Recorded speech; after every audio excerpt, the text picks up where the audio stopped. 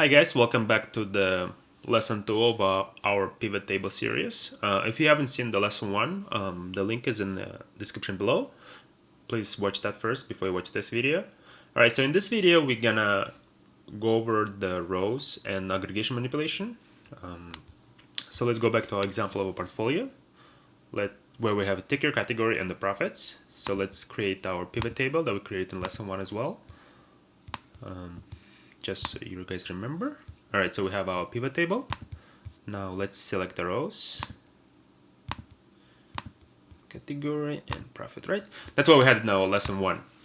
Alright, so let's say in lesson 2 what we want to do is we want to show the pivot table where we aggregate by category, right? So we want to say, hey, like how much money did I make in financials, right? How much money did I make across all trades in tech, for example? So in order to do that, what we can do is we select the ticker because we don't really care at this point, and then we just scroll down and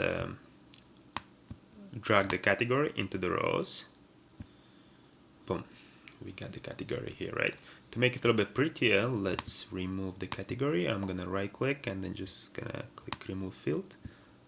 Okay, so now we can see that we showing the pivot table where we have financials and we show all the profits that were made, right, across all trades and financials. In this case, it's 3,700. Fossil fuels, right, we made 1,400. In tech, 2,100. And then, of course, the grand total.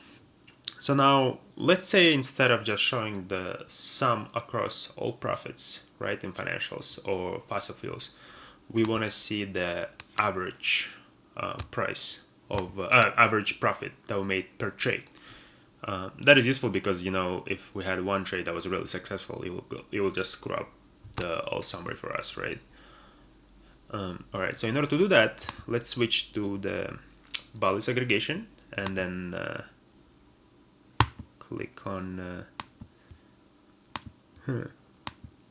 alright, it's hard to see on YouTube screen because I had to minimize it, but basically when you right click, there is a last item called field settings. When you click on it, you will see this window pops up. So basically what you can do, you can just select here average of profit, and you know that the field name right away changes to average. You can name it whatever you want, but let's say in this case we just say we want to see the average, right? Click OK, and we see the average of profit that we made on every trade, right? As you can see, we are stably successful in every category. Alright, I hope you guys like this video. Please like and subscribe.